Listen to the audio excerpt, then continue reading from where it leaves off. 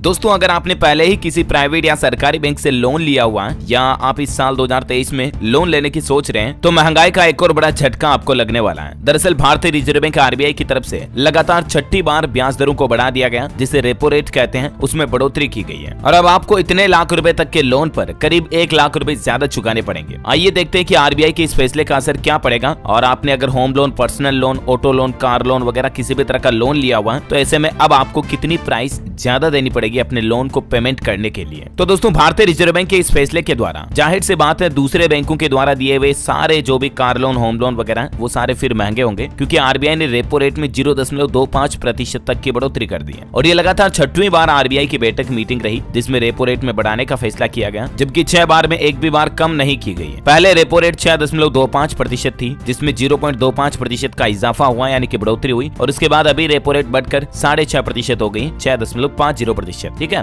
और इससे home loan से लेकर ऑटो लोन, पर्सनल लोन सब कुछ महंगा हो जाएगा। आपको ज्यादा ईएमआई देनी पड़ेगी, जो हर महीने आप अपने लोन की किस्त पे करते हो ना, वो अब आपको ज्यादा देनी पड़ेगी। तो आइए देखते हैं कैलकुलेशन के जरिए कि आखिर कितने लाख रुपए तक के लोन को कितने साल तक के लिए आपने लिया हुआ है तो उस पर आपकी ईएमआई कितनी बढ़ जाएगी आरबीआई के इस फैसले के जरिए। लेकिन इससे पहले इस ग्राफ पर नजर डालिए जरा, रेपो रेट में कितनी बढ़ोतरी हुई मई 2022 के बाद से 2.5% तक ब्याज दरें बढ़ी है। मार्च और मई 2020 का डेटा देखिए आप 4.4% थी, जिसमें और गिरावट आई 4% ही रहा मई 2020 तक। फिर 2022 का ग्राफ देखिए आप, एक भी बार कम नहीं हुआ। मई में 4.4% थी, जो जून में 4.9%, अगस्त में 5.4%, सितंबर में 5.9% और दिसंबर में 6.25% और अभी फरवरी 2023 में फिर से बढ़कर के 6.50% रेपो रेट में बढ़ोतरी कर दी गई है आरबीआई की तरफ से। यानी कि देखा जाए दोस्तों तो महंगाई का ग्राफ ऊपर ही उड़ता आ रहा है पिछले साल 2022 के बाद से। तो और आरबीआई ने जीडीपी का अनुमान क्या रखा है क्वार्टर के हिसाब से फाइनेंशियल ईयर में, आप देख सकते हैं। चलिए अब बात करते हैं लोन का पूरा गणित समझते हैं कि कितने लाख रुपए तक का लोन अगर आपने लिया हुआ तो कितनी ईएमआई अब आपको ज्यादा देनी पड़ेगी। तो सिंपल बात यह है कि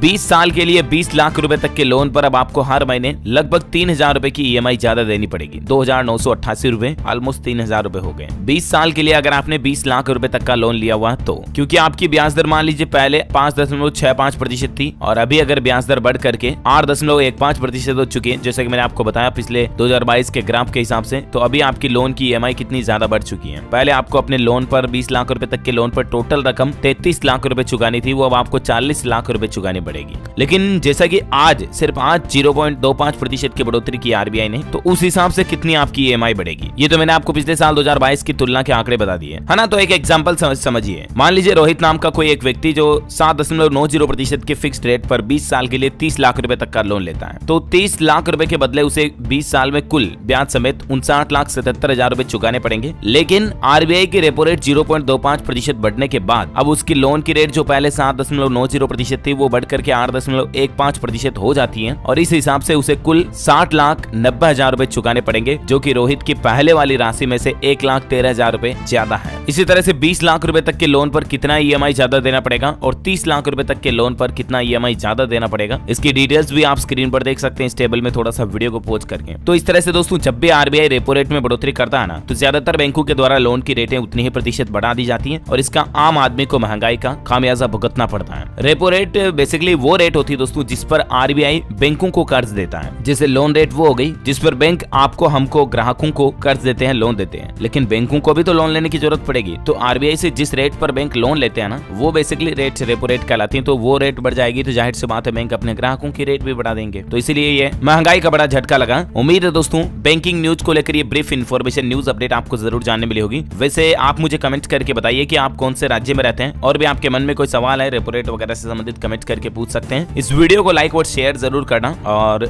डीएलएस न्यूज चैनल को सब्सक्राइब करके बेल आइकन जरूर दबा देना ताकि आप ऐसे ही काम की महत्वपूर्ण जानकारियां रोजाना देख पाएंगे। जय हिंद, जय भारत, वंदे मातरम।